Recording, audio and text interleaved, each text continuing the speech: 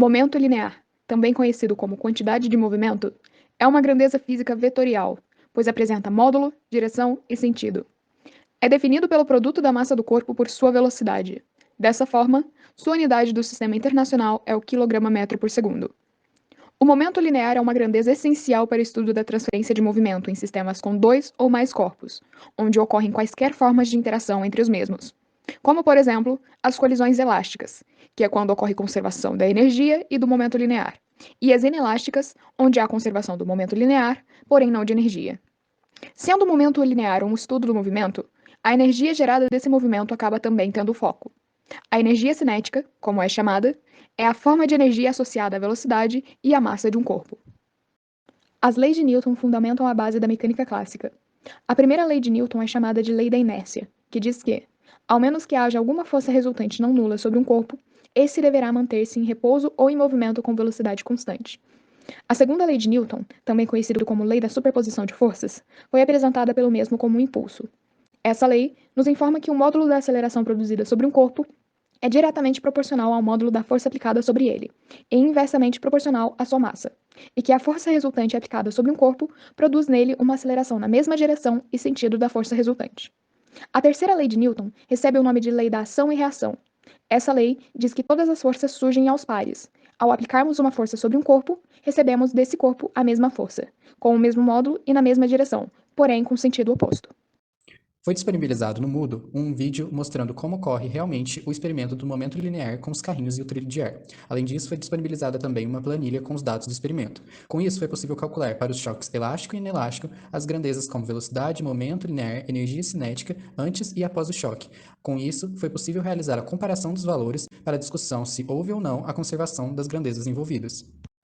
Para a prática das leis de Newton, foi disponibilizado também um vídeo no Moodle pelo professor mostrando como ocorre o experimento com o carrinho e o trilho de ar. Além disso, foi disponibilizada uma planilha com os dados para o experimento.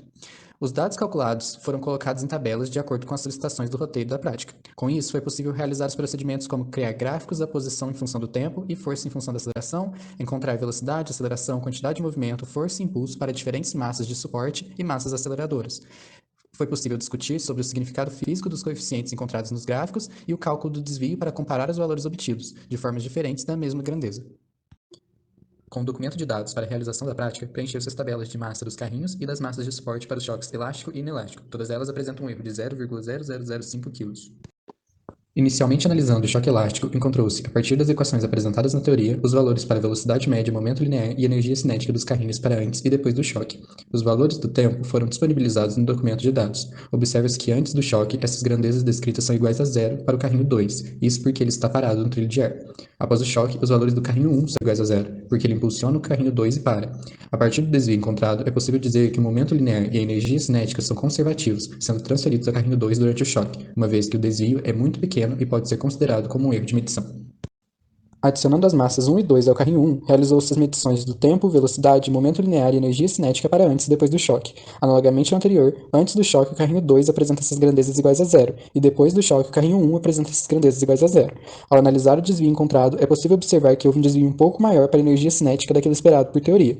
O motivo de tal fato ocorrer é que como a massa do primeiro carrinho é maior, sua velocidade é menor, e como na equação da energia cinética é considerada a massa multiplicada pela velocidade ao quadrado, que é menor que a anterior, tudo isso dividido por 2 encontra-se uma variação um pouco maior da energia cinética antes e depois do choque. Contudo, pode-se ainda dizer que tanto o momento quanto a energia são conservativos, ou seja, a alteração das massas não altera a ocorrência do fenômeno. No choque inelástico, diferentemente do anterior, os dois carrinhos permanecerão conectados após o choque. Com isso, encontrou-se os valores correspondentes do tempo, velocidade, momento linear e energia cinética para o carrinho 1 antes do choque. Observe-se que os valores para o carrinho 2 são zero porque ele permanece parado. Após o choque, calculou-se novamente as mesmas grandezas. Nota-se que os valores são os mesmos tanto para o carrinho 1 quanto para o carrinho 2, pois eles estão conectados. Ao realizar o desvio de antes e depois do choque, ocorre aquilo que se espera em teoria. O momento linear se conserva, porém a energia cinética não, havendo uma perda de 50% da energia após o choque. Adicionou-se duas massas auxiliares ao carrinho 1 e realizou-se o mesmo experimento. Observe-se que a velocidade se altera, pois o tempo foi alterado, e a quantidade de movimento e energia cinética também se altera, porém muito pouco. Realizando novamente o desvio, encontra-se uma perda de 46% da energia cinética após o choque. Sendo assim, ao alterar a massa do carrinho, ele permanece com um comportamento inelástico e apresenta as características do mesmo. Nessa parte do experimento, foi disponibilizado alguns valores de massa, de suporte e do carrinho. O valor se encontra na tabela abaixo. Lembrando que a massa total do nosso sistema foi de equivalência a 0,28 kg, aproximadamente. Após a coleta de dados de tempo pelo deslocamento de algumas das nossas tabelas, foi possível plotar o gráfico a seguir com 6 equações, nas quais representam a nossa posição pelo tempo. Vale lembrar que o coeficiente aqui que acompanha o nosso x ao quadrado equivale a metade da nossa aceleração. O coeficiente que acompanha x teria que ser zero, pois é a nossa velocidade inicial, mas o Excel usa como meio de correção, e o nosso coeficiente que está sozinho também teria que ser zero, porém, como dito anteriormente, o Excel usa como meio de correção também. Com os dados anteriores juntamente ao gráfico, foi possível agora fazer essa tabela na qual apresenta a nossa massa aceleradora, o peso, a aceleração retirada do gráfico, a nossa razão entre o peso e a aceleração, lembrando que essa razão ela é equivalente à massa total do nosso sistema. Temos a velocidade final e a quantidade de movimento final. Já nessa última tabela, temos aqui o tempo final, a força resultante, que é igual à nossa força peso para fazer a condição de impulso do nosso carrinho, e o impulso médio, que nada mais é que a variação da nossa quantidade de movimento. Como a quantidade de movimento inicial é zero, pois a gente não tem velocidade inicial, então o nosso impulso é equivalente à nossa quantidade de movimento final. Dessa forma, ambos os valores são iguais, não necessitando da tabela de desvio. Vale ressaltar que, de acordo com a segunda lei de Newton, a força resultante sobre um corpo é igual ao produto de sua massa pela aceleração. Mas essa definição também pode ser escrita de modo que a força resultante seja igual à variação da quantidade de movimento durante um certo intervalo de tempo. Então, isso faz relação entre o nosso impulso médio e a nossa variação da quantidade de movimento. Por fim, temos o gráfico da força pela aceleração, onde o nosso coeficiente apresenta a massa total do nosso sistema. Igualmente, a nossa tabela anterior, que tinha razão de P por A. Então, aqui bate aquele valor, do qual representa a massa total do sistema, como eu havia acabado de falar. Lembrando que o coeficiente linear aqui, ele está usando meramente para uma correção de dados do nosso gráfico. Analisando a tabela de desvio do momento e de energia cinética, vemos que o desvio referente à energia cinética e referente ao momento linear são relativamente pequenos. Assim, essas grandezas têm o mesmo valor antes e depois da colisão. A conservação de energia cinética e de momento linear é característica de colisões elásticas. Notamos que, ao adicionar as massas no carrinho 1, o momento linear permanece o mesmo, mas a energia cinética muda um pouco. Isso se deve à imprecisão no processo de medição. Na teoria, como o carrinho 1 possui uma massa maior, uma parte da energia cinética é transmitida ao carrinho 2 e outra parte permanece no mesmo, conservando a energia.